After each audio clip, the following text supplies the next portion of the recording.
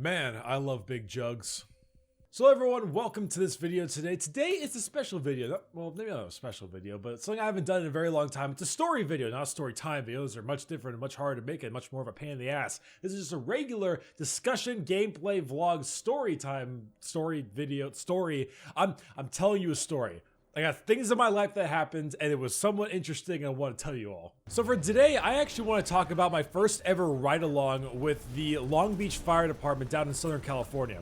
Now, of course, a ride-along being I lost my face. Now, a ride-along being something very simple. You go with them on like a regular kind of call day, or it's things like a regular day, basically. You basically do what they do, clean when they clean, eat when they eat. You basically just kind of like, you act in one of their shoes without doing any legitimate like medical training or requirements or anything like that at a time. You do the duties of a firefighter without all the crazy shit that actually requires responsibility. Now, I was 14 at the time when I did this thing, this ride-along. I just started getting into it. I was rather curious to see how it was going to work out. Maybe it would be really fun. Maybe it was like, I kind of wanted to do this job. I wanted to become a firefighter and a paramedic and do all those kinds of fun, crazy things at the time, at least when I was 14. So going through a career path, I thought, hey, why not do like a ride-along with a fire station that I can kind of learn the ins and outs of the area itself. So I wake up pretty fucking early in the morning and I head over to the Long Beach area of Southern California. Now, Long Beach can be really, really nice or it can be kind of ghetto. I was in the kind of ghetto area. Now, when I say ghetto, I don't mean like legitimate hardcore Compton ghetto or anything like that. I mean just like slightly more rundown than the usual area, a little bit higher crime, a little bit higher like,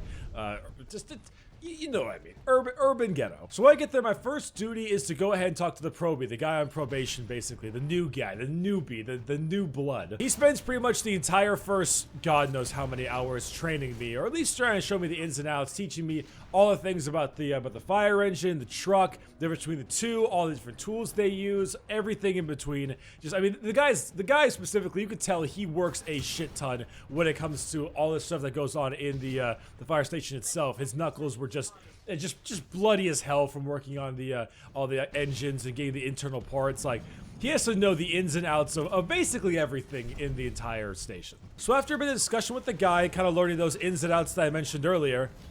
Oh god, fucking Ronin Titan.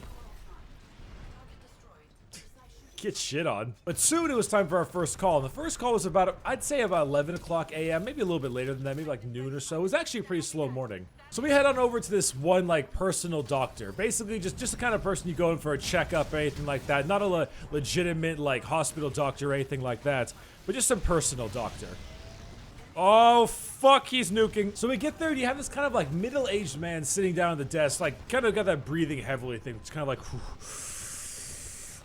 kind of feel to him. So they go ahead and they get to him, and I'm just kind of sitting in the back, like hands behind my back, just kind of, just waiting here, just gonna let them do their thing, just kind of watch and observe and do all that kind of usual stuff a ride-along would do. However, this is a time where way back then, I actually got really queasy at the sight of blood. I know, it's a really fucking stupid thing for me to go ahead and want to be a firefighter EMT and have a queasy at blood. I eventually kind of got used to it and learned to not care about it anymore. Obviously, my last job would have required that. But the time, wasn't having it. Did not really enjoy it. So then comes time for the guy's finger prick. And of course, just for a blood glucose level, because apparently he had diabetes, something of that nature. So they prick his finger, they get a bit of blood, they put it on the little, I forget what that strip is. Like, I was never allowed to actually take that kind of little test right there, so I forget the actual name of it. It's been a while, but it's a finger prick. You got blood. They got blood, okay? It's blood. So immediately, like that, I just start getting lightheaded. I just start going, whoa, boy. Okay, whoa. Eyes are going in two separate directions, getting full-on lizard eyes. Things are going weird. I'm not having this. This is not feeling good. I got to start sweating.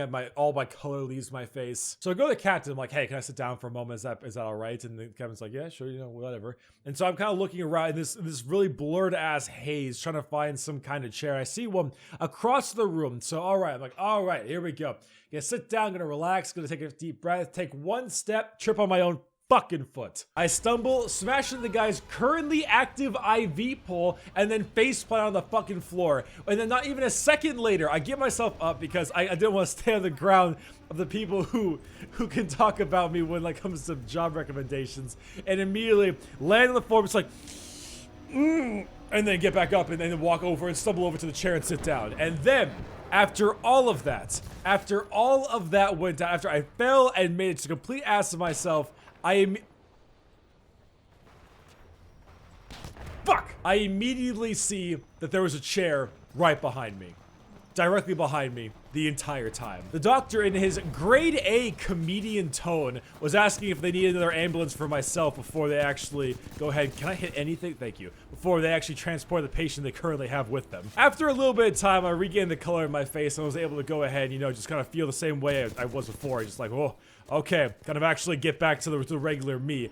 But there was an interesting amount of embarrassment that came with my first legitimate, actual time with a fireman in a ride-along to be fainting over or not fainting totally, but getting queasy over a finger prick and then smacking into the guy's IV pole and then proceeding to faceplant on the fucking floor. My ego took a decent hit that day, I gotta be honest. However, that wasn't it. There was one other quick thing that happened that day. Now, the other calls that we went on were actually pretty just standard calls. Nothing too crazy, nothing too special. It's just standard stuff. But there was one interesting thing. Now, you see, at the station itself, they of course have food and everything like that at the station, obviously. If they want to eat, it's a good idea to have food.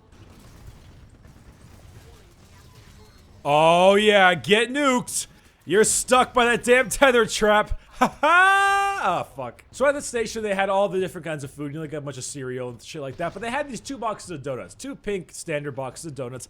And I like donuts. I like donuts a lot. Now, let's be real. Who isn't a fan of donuts? But for me, it was just a whole new thing. So I was kind of like, I'm not really sat by the donuts, but just kind of stayed there for a bit, like eyeing them. Just kind of like, I kind of wanted to have one, but I didn't really want to ask if I could have any donuts. Because I thought it feel kind of weird. So I was just like, just kind of sitting there like, just kind of think, humming to myself. And then immediately after that, oh no, please, no, please, no. So one of the guys comes up to me and is like, yeah, you know, if you want to sign up some donuts, you certainly can. And I was like, oh, thank you very much. And I just powered down like 4 or 5 of them immediately. Just ridiculously, gluttonously ridiculous, you know? And so doing so, the guy just kind of looks at me and is like, holy shit, you really powered those things down.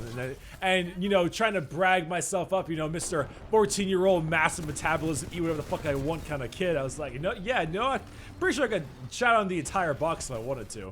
And I was like, oh, is that so?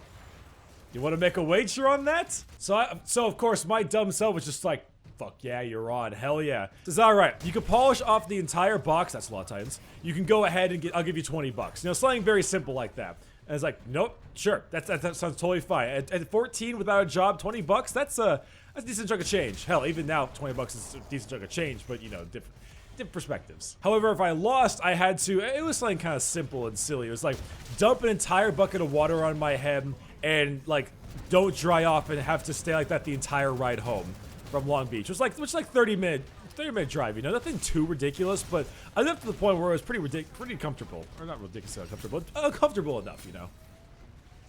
Oh boy. This poor Toad missing like every shot on me. So I start powering down these donuts. I'm talking just eating these things like it's no one's business, just going over and over and over again. Oh, hello. Bye-bye. And about like 12 in, after the 5 I already ate, I was starting to kind of just feel a little bit sick. I wasn't doing so hot. I was just not feeling so good.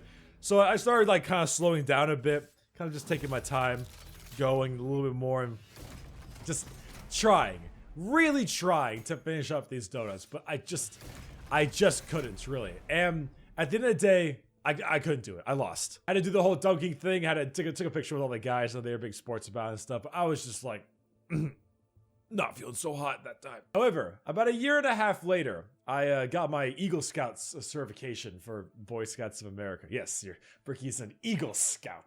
It's a while ago, of course, but I got the certification about 15 years old, a little bit after. And the captain came to speak, because you have like little guest speakers, I suppose. It's almost like a half celebration, half roast a little bit sometimes, for as much as a Boy Scout roast gets. But he told that story. And at the end of the story, he had this little extra tidbit where he's like, little did he know, we were restocking the box of donuts the entire time. And I just kind of sat there, half in shock and half just in pure you motherfucker mode. What? And that was my first ever ride-along experience. That was a day. I sometimes miss those days a little bit. They're fun. They're fun to reminisce about, but, you know, I'm a lot happier doing what I do now. Anyway, hope you enjoyed this little story. I make these every so often. It's a good time. And I'll see you next time. Bye-bye.